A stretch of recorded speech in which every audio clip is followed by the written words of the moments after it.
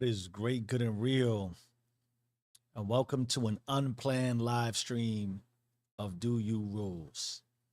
And before we go any further, I have to admit, I am unclear of how to describe my emotions for a litany of reasons. And just based on my journey, based off my faith in God, based off of everything I've been fluctuating between and studying, the premises we're building here on the channel as far as fear versus faith-based consciousness, the fear in me just kept wanting not to do this and eluding this and staying away from it. Ironically, getting into such a centered and routine rigidness around the complexities involved with this type of growth, not just the movement. Selfishly, this is a lot about me, but I do believe it's about me because it's about you, because I believe as God is in me, God is in you, God is all. And I have to remind myself of that relative to fear is natural. Faith takes practice. Some of what I'm uncovering is that faith in God and the reality of you, the richness in you, is not necessarily something you train net new. It's already inherent. It is something you uncover. It is something you're already blessed with. And so I've started this routine, firstly, as far as the absolute panic that comes with doing something like this, just relatable in this regard. As comfortable as I continue to feel on the channel, on the mic, speaking to you, learning about what I've been doing and appreciating that this right now is not really me. I am a vessel of God, and God flows through me with the way God flows through all. Critical to do you rules, critical to bring you back, critical to bring God back. All of it is relevant. But you get into a framework that starts to make you feel really comfortable. And it could encompass a lot of things that are not neutral towards growth, but expansive towards growth. And even as you're expanding your growth, you can start to feel so comfortable in that growth space. You don't do things like what I'm trying to do and express right now, which is sort of free flow and let it go. But yet we talk about it. Come to the moment. I have to remember I am the moment. I don't need to practice the moment. I don't need to consider the moment. I just am the moment. And the moment is enriching in a lot of ways, but it can also be debilitating based on what I'm learning and what I think I want to get into as I continue to sort of express where I'm at in my journey. But I've learned it's not just the timing of everything. I know it's trendy, 3 a.m. wake ups. I know it's trendy, prayer and meditation. I know it's trendy to read some books. I know it's trendy to have the right conversations, to have the right circles, to think about what you are going to accomplish in the new year that is approaching, to think about what you can still do while this year is concluding, to think about all the richness that's still in front of us relative to how we're expanding around culturally, at least here where we're at, the Western approach to celebrating what really is faith and family. But all these things are significant and help contextualize who you are as a person. And so there's a rigidity that sort of builds up in that you get fearful of deviating. That's a lot of what I'm realizing as I try to express this right now in language, that if I need to stick to my routine, I need to stick to my routine because it's fulfilling. But in that way, it can also be restricting. And that's consciousness. That's fear versus faith. You can still be massively faithful and understand that fear is always knocking. Fear is always itching to sort of put a sleeve around you. And so wherever you are, however you are, and whatever it is you're doing and how you're feeling, even successful routines, even successful outcomes need to be challenged.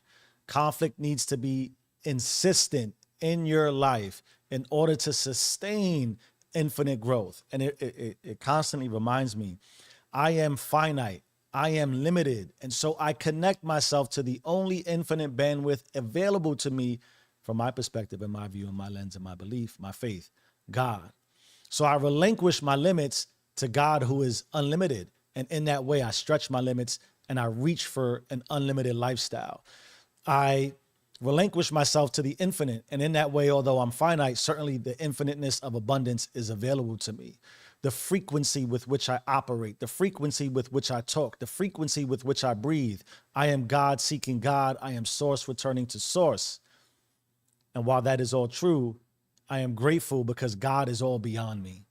There's this constant contradiction that comes with growth. This constant conflict of, well, how could you be this, but also be that in parallel? Those are the paradoxes of life that come with polarities. The realization that in order to experience one end of the spectrum, you must flow against the current of the other side.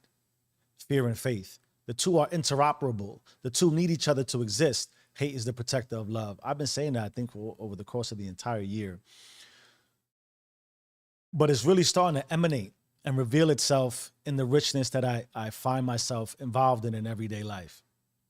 Elevating frequencies around specific singular visions, what I refer to as spiritual interoperability, my ability to go in and out of form, change masks, but still have the same level of success, whether it is when I get up and pray, whether it is when I get up and I start my workout, when I go into fatherhood, when I go into my 9 to 5, when I do this. All of them are different masks, but all of them require the same level of spirituality and consciousness. Or sometimes I feel like it should be consciousness, but of course it all interoperates, so it comes together. But I'm really sort of taken aback by the potentiality of our existence, of us as people. And it's funny, I scripted this the other day. I wrote it down, one of the premises. I don't necessarily like all people or even like people, but I love the idea of people. Like Herman Trismegistus said, it's God, then the world, then people, and the world for the people for the world, the people in the world for God. So I want nothing but abundance for everybody, but I get that we don't all get along. I get that we have conflict. I get that we have different views. I get that we see things differently. I'm accepting of that. That's just God being God. I always come back to that same premise. I can treat you in silence. I can treat you in distance. I cannot interact or have a relationship with you. That's still a relationship. It's just I let you flow as you let me flow as me. To me, consciousness and spirituality, it's not some like constant bliss. Like, what is nirvana? These things are unreachable without conflict. It is unreachable without friction. God can't stretch you unless he folds you. So this got me into thinking a lot of what I've been reading recently. I'm sort of in this three-pronged approach as far as inundating myself with content. And I still believe in, and someone said to me the other day that they express how much of a voracious reader they are. And I've learned to adopt that principally because of all these things I've learned. Short-term memory, long-term memory, working memory, executive memory, neurologically. I'm by no stretch am I a scientist, but I understand a lot of what we use today in cliche markets, neurons that wire together, fire together. We talk about emanating and vibrating frequencies. All these things tie in together, and all these things have logical functions that I believe tie back into the image of God and creator, which is your spiritual functionality. In order for the spirit to be enriched, the physical has to be enriched. Ironically, you got to be careful with the flesh, because if you consider some of what we were raised on, the sort of the gluttony, the lust, the pride, all those things that are sins, are fear-based conscious spectrums of the world that if you attach yourself to, you raise your ego-centeredness. And the more you raise your ego-centeredness, the more you feel entitled, the more you start believing you are God. Although you are God, you're just a vessel. You're a small remnant of what God is, because God is all and God is infinite. But the imbalance between ego and self, the ability to remain centered, I'm always the moment. I don't have to wait for it. The moment is ever fleeting and always present for me. I am simply who I am at all times. But it's the significance of all this to contextualize what I've been doing. And maybe in some way this could be applicable to your lifestyle. It doesn't have to be specific to reading. But I do my 3 a.m. wake ups. Right after I pray, I read. Actually, I hydrate and I get my pre-workout on. I get my buzz, right? I love my buzz. But in the morning, I'm reading a book called The Biology of Belief. In the afternoon, after I clock out for work, I take 30 minutes to read Ego Archetype, which is so biology of belief is literally about how belief systems are built cellularly. It's biology. I don't even like science, but I'm fascinated by, they talk about the environment. There's a chapter called It's the Environment, Stupid. And the environment provokes DNA DNA buildup, which affects RNA, which affects protein. Protein is significant to not just like trying to get buff and get and put on weight. If you're trying to do that, get your proteins. I think they say it's like 1 times the body weight or 1.25. I know that because I like to know that. But then it's also cyclical. So there's a downstream push of the environment, the DNA, the RNA, and then the protein, and then it pushes back upstream, and it's just this flow. It pushes down harder, it pushes up lighter, but the significance being the environment has a massive implication on your cellular structure. Why is that important? The more protein rich you are, the more protein dense your body, the happier you feel about life. The less diseased you are in your life. We're talking cardiovascular disease, we're talking obesity. I read a study that fascinated me. They took 2 mice that were of the same genetics, and they fed one more protein rich and healthier, conscious, spiritual, cellular protein environment. The mouse literally changed color. The identical genetic mouse that it started with was yellow. The other one came out brown. The yellow one was obese, overate, and wound up with a lot of diseases. The other, although it had the same genetic component, genes, heritage, lineage passed down, was healthy, didn't suffer. That has massive implications. Massive implications besides the geeky stuff. And I'm not trying to be a biologist. I'm just trying to understand how you think about your life affects the cellular buildup and the protein of your life. The worse you are environmentally, the worse you are environmentally. Your body is an environment. That's why I think is deeply significant.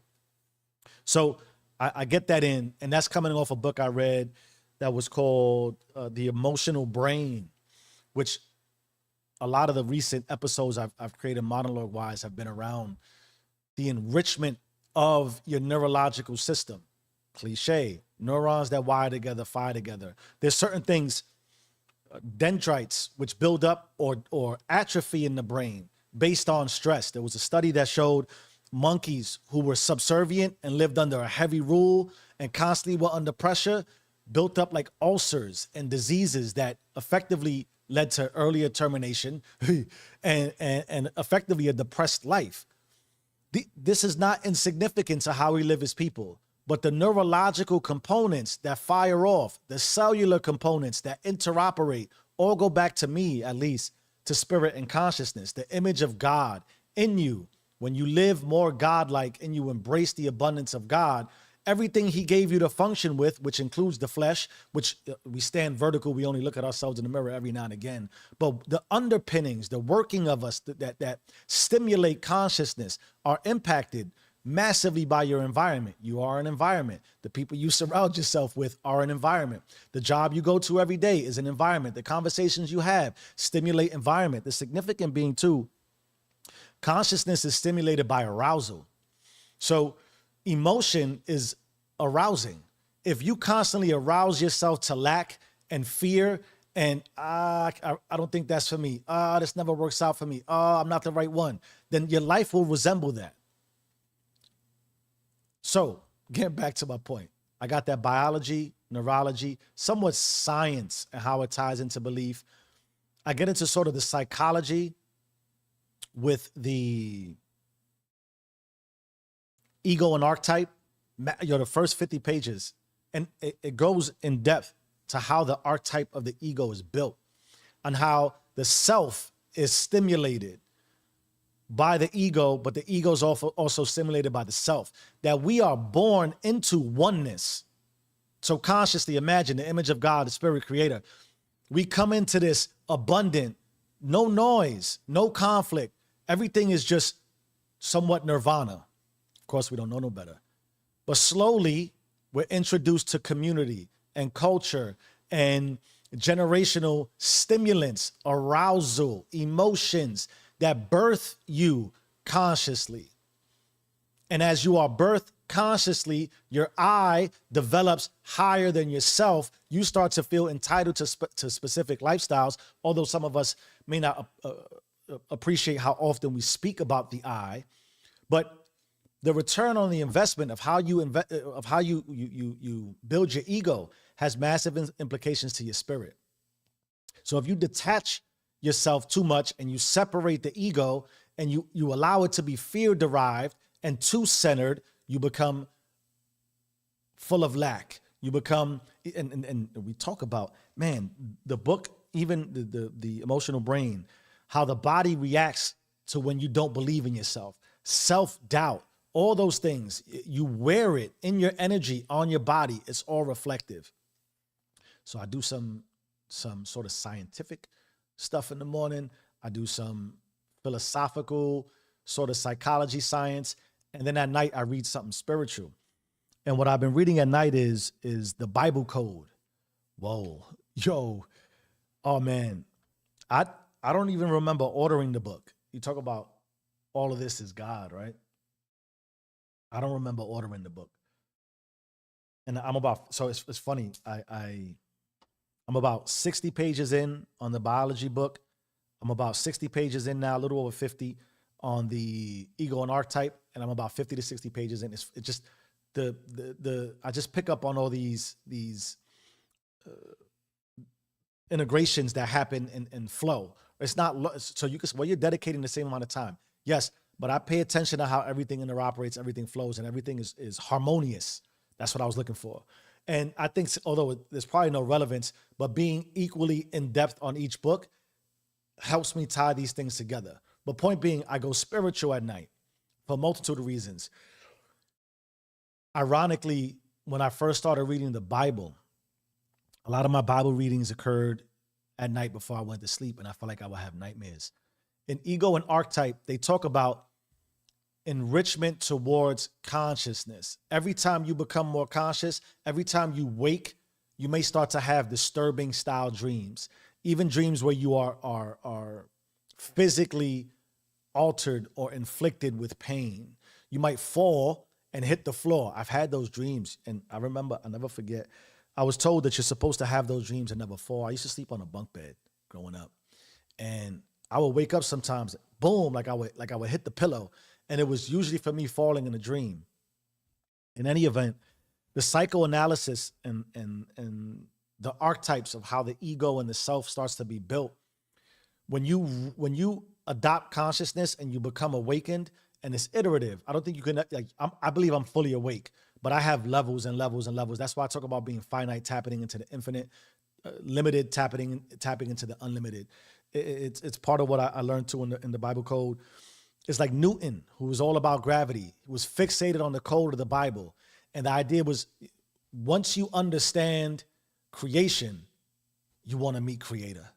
And you'll never fully experience God. That's why I hate labeling. And I have an episode coming up about our insistence on putting an image on God, and how when you do that, you restrict God. And when you restrict God, you restrict the abundance you could possibly see in your life. Okay. The Bible code. So the point is religious. All those things flow and interoperate. I don't know how we label ours. I know we talk about our community as influencers. It's important. You're an influencer. Whether you are subscribed or not, you are an influencer for your life.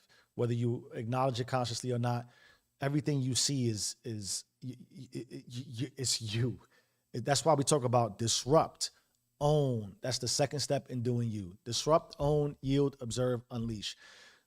You always got to be in disrupt mode, because you always got to be causing friction, because growth, the protein synthesis, the neurological working memory, executive memory, short-term and long-term, how you are able to expand and build new neurological connections that stimulate more abundance for your life, even if it's just how you feel about yourself, which is not just even if it's the biggest thing you could possibly do is feel great about yourself. You should love yourself. You should love yourself, baby. Love yourself. All those things have a massive impact on then what you see and manifest in your outer reality. So your inner reality, and this is cliche, this is not anything new, is a reflection of your outer, but your outer is also a reflection of your inner. And all of it is operating and playing against each other. And that's why I think this protein synthesis is big. The more stress you add, the more you denigrate and sort of atrophy the cellular functions, the neurological functions, the spiritual functions of your life, the more your outer world starts to collapse. That's why you feel like you're constantly breaking down. That's why you feel like you can't really overcome. That's why you feel like things keep happening to you. It's because you keep manifesting it. That might be reverse manifestation, language, important. So I try to have that flow. One of the things that hit me too is I thought about this and I was reading the Bible code. Aside from the fact that the Bible could have a code, I'm only 60 pages in. It's too much for me to process. It's heavy on my soul. Okay, I was talking about nightmares. You have these negative experiences consciously or subconsciously. It's actually a sign of growth. One of the things that the ego and the archetype talk about, which is sort of resembled through all kinds of literature and even the economy of belief that we have, or even faith, is the transition in the Bible from Adam and Eve, right? Important, enlightening, because without the serpent encouraging you to eat the apple, you wouldn't have consciousness. So if you would, and I've always thought about this, but I never heard it articulated anywhere else, or maybe I was fearful to think it. What does that mean? Consciousness is not bad. I don't think consciousness is bad. It allows us to be who we are. It allows us to have the image of Creator. Do I think God wanted to suppress that? Why? The biggest thing that I'm reading too about the Bible code, there was, I don't know if they found the last copy, but there was the tarot written in Hebrew, translated multiple times, which is part of my friction, which is a cliche friction with the Bible. It was translated, and like with any translation, you can't help but think, right? And then who was the translator? I have to ask things like that. Who translated it? How much faith did they have? How much bias did they have? That's important and significant. You dismiss and demean that. You think it's all objective. That's part of the ego-centeredness too. The self is objective. The ego is subjective. Every time you say I, you are invoking ego. I digress. We came to consciousness. The tree of knowledge. Our ability to come, let there be light. First, there was the word, let there be light. That was light for us. Before then, you can argue it was pure blackness. Ironically, I read today too, that I think it's 98% of your cellular structure is dark matter, which scientists ignored initially. They found out the underpinnings of that are massively important to your genetic buildup, to the health of you. Consciousness, we were dark before then. But still, in order to see the light fully, where must you return? You must return to the dark. One of my favorite analogies is the butterfly. I don't think it's talked about in enough detail. The butterfly ingests itself. It consumes itself in order to be able to fly. The significance with all of that being, you sort of, in order to awaken, you have to go steal back consciousness. Think about that. Think about that. You have to take back. You have to eat the apple. Now, if that wasn't crazy enough and doesn't make you vibrate all kinds of crazy vibrations, it eluded me because it was so egregious. Oh, it was the greatest sin ever. Yeah, but it gave us light. But then God went to protect the tree of life. Think about that. You were given consciousness, the forbidden knowledge. But what's really been blocked off is the tree of life. One would surmise is that immortality. Clearly, in this flesh, unattainable. But tell me consciousness is not infinite. The word we might describe it with is legacy. When I raise my daughter and my son, I pass down my consciousness. When I engage in a marriage, in a union with my wife, I pass and transfer consciousness. And then the lineage, generational curses. Why are you ignoring the fact that the entire bloodline has been broke? I say this regularly. I don't understand it. We want to get out the projects. We want to get out the projects. We want to get out the projects. There's a waiting list to get in. Nobody gets out. Nobody gets out. We have been cursed and cursed and cursed with self-doubt, disbelief, fear-derived consciousness. We speak broke. We talk broke. We think broke. We act broke. That is an investment. And the significance of why I read all this shit that I read is now the biology of you. You pass off weak genetics. So some of it, God bless, it's still you. That's why you got to own it. But I do acknowledge you've been handing down weakness. You've been handed down bad backs, bills, debt, conscious debt, spiritual debt. And it's hard to overcome. You got to bite the apple. One of the other things that I thought was significant is Zeus. I forgot, was it Prometheus? I forget who it was. The gods and men used to eat together. And then one day they separated it. So I might be misquoting, but Prometheus, somebody fed Zeus a bone with a whole bunch of fat on it. Pissed off Zeus. Not supposed to do that. So he went to punish. He took fire away from man. So the guy, might have been Prometheus, whoever it is, went to heaven, stole the fire, brought it back to the people. That's just like the apple. Zeus, check out what he did to dude. He strapped him up to a tree. And in the daylight, vultures came and tore at his liver.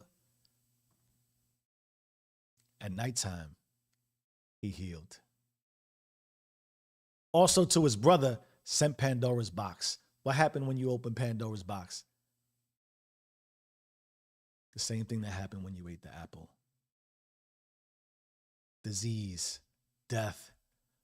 Buddha went through and became Buddha. Why? Because he watched all the iterations of the disasters of life, sat by a tree, and Buddhism was birthed. I don't care how you spell it, dog. I don't care what you say. It all implies God to me.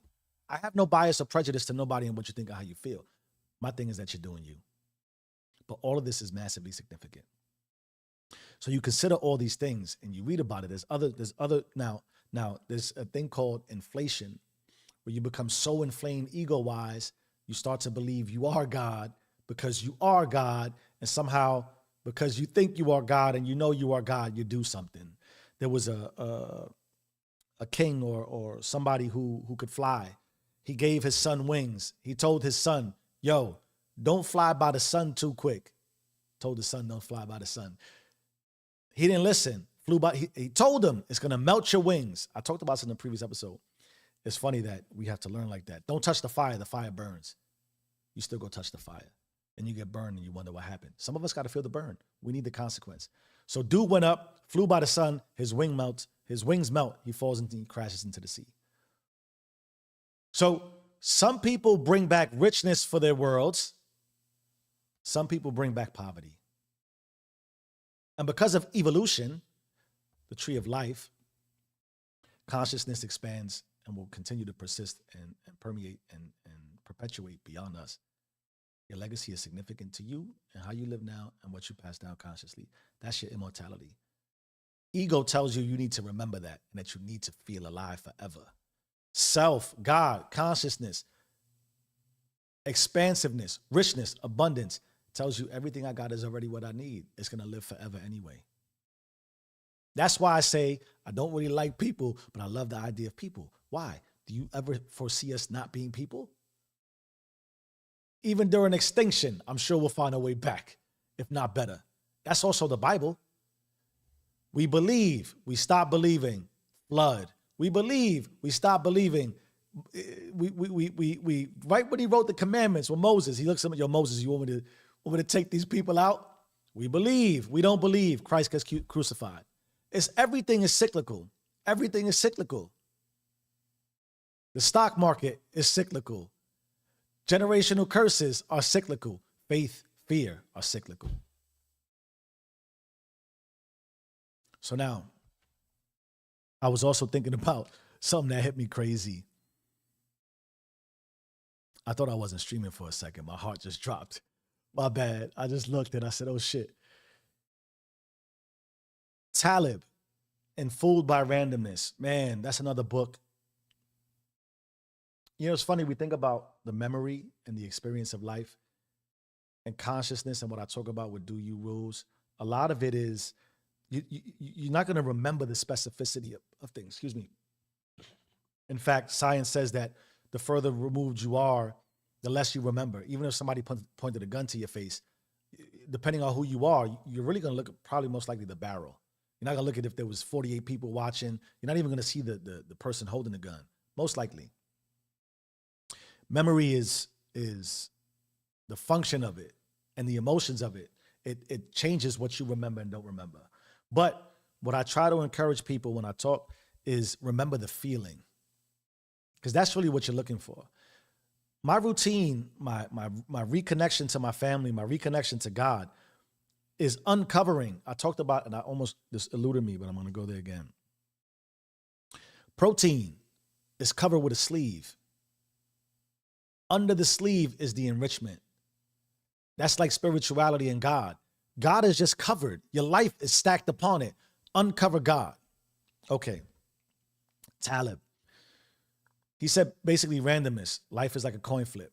Now, when I was reading the Bible code, one of the things they said to the guy, because this is crazy.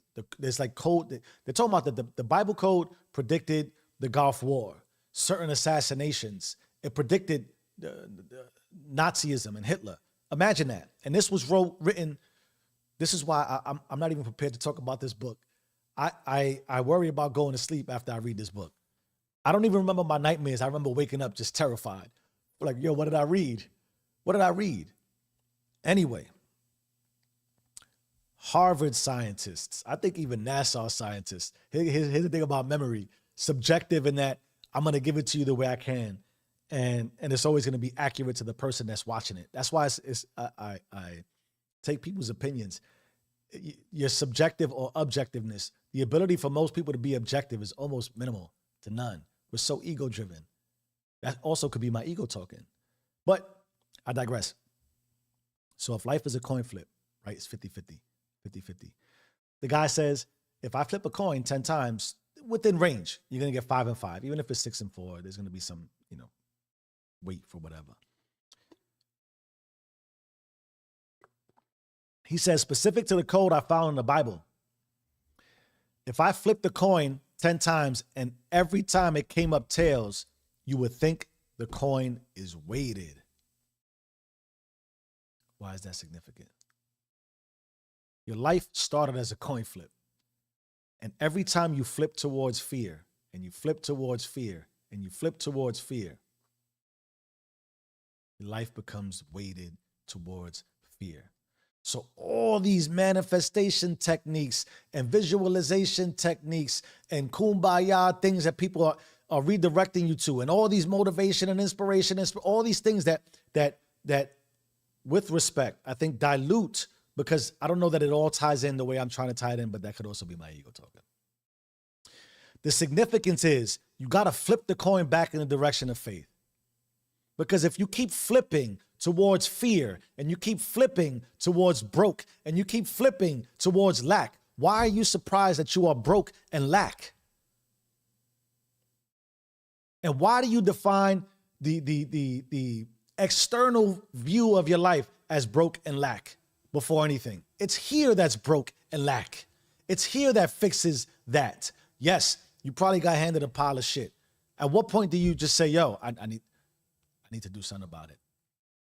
That's why I get so deep and I'm insistent on understanding also the science with the spirit, because the spirit is what invokes the science to work for you, the math to work for you. You got to keep flipping the coin towards faith until you remember that you need fear as conflict. Part of the protein process too is that negative and positive charges are supposed to be as far apart as possible.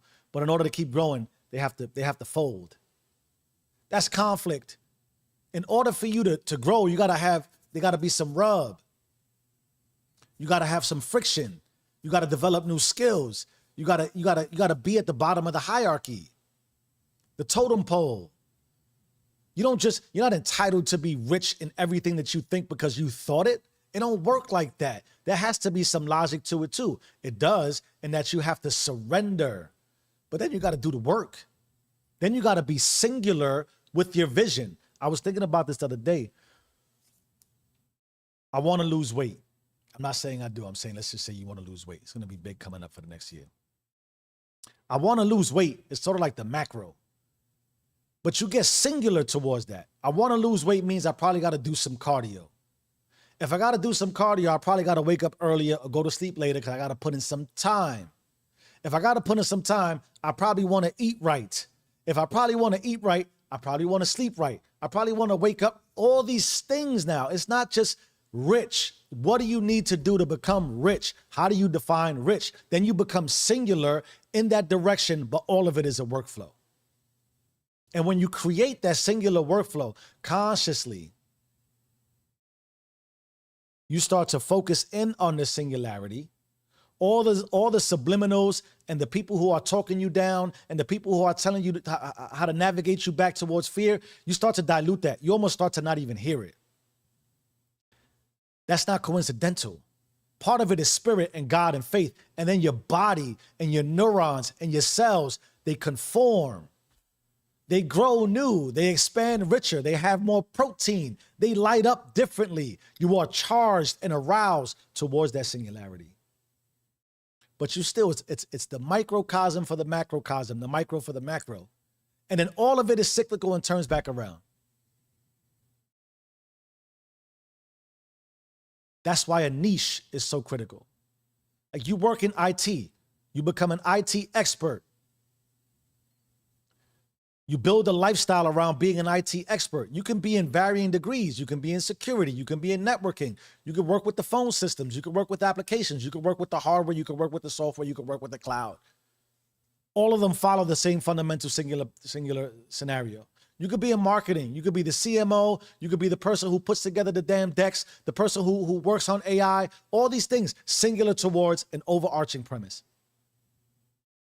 The life you see for richness has to be singular towards consciously who you're trying to drive to. And then you got to have faith, because when friction comes, a lot of times you're not going to know what to do. A lot of times you haven't experienced it. You haven't been exposed to it. That's where God comes into play too. That's why it's so difficult for me to try to explain God. I don't. I just act God. And then the God I believe in takes over the rest. That's faith. That's faith with ego driving towards the self, all encompassing. I need my ego. How would I know what I want if I didn't have an ego? But I need to remember that I am of God. I am not God, but I'm still of God because God is all. That also helps me with my relationships. I could be a little more patient. I just understand when people conflict with me, that's just a different version of God I don't get along with. That's allowed. That's allowed. That's why sometimes I even feel fear and friction about this channel. Like, I'm not telling you, I don't even know that. I don't even know how to frame this. You're not going to walk away from anything I do just like always in a good mood, always happy, always having strong conversations around, oh, everything is so good. I go back to polarities. The only reason I know happiness is because I know massive pain. The only way I have so much faith, is because I have so much fear. I can't lose the connection between the two. You wouldn't know the difference. That's why the apple was so important. That's why stealing the fire was so important, even if it came with Pandora's box. You wouldn't be able to balance between what you see as rich if you didn't taste poor. Lao Tzu said something to the effect. Oh, he said a couple of things, man. But he talked about almost like for you to have abundance, you must know poor. It's the same thing to know love. You have to know hate. All of it is intertwined. All of it is connected. All of it means a lot to everything you are and everything you could be and everything you will be. So today, tonight, tomorrow, whatever, or not, think about the methodology we try to practice here. What can you disrupt in your world today that is fear derived and stopping you from your own evolution. It could be really small, man. It doesn't have to be crazy. Doing you is crazy enough, but disrupt the noise in your life. Own it. Own what comes up. Own what surfaces. Own what you feel. You feel it. Why you feel it, where it came from, just own the feeling. Then you yield. The reason why yield is so important to me is because God never rests. But sometimes you must sit still and rest. But yielding is sort of like, when you're approaching a highway and the yield sign, you don't come to a complete stop. You can never stop because the world is persisting and insisting. But you yield to pace yourself so then you can observe and you can watch what's happening. See how you're being impacted. See what's changing. See how your own conversations change internally, your dialogue. See how conversations around you change. Observe everything.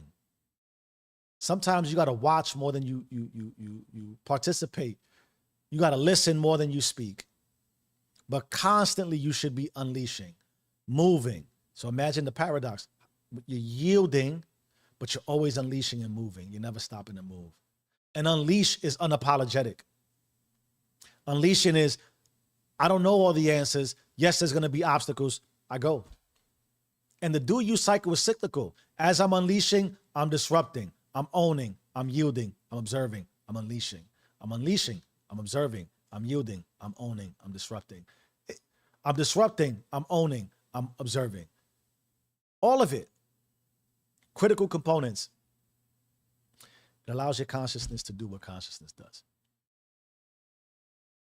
For those of you who stayed, for those of you who made it, for those of you who participate in any way, I'm deeply indebted to you and grateful, even though I don't like people. I love the idea of us. I love the idea of us because God is all and all is God and God is in all of us. Everything, everything, everything, everything, everything. So wherever you're at, always remember, you own it or be owned by it. You either run the system or the system runs you. Change your mind, change your life. I am who I say I am. Do you and stay rich.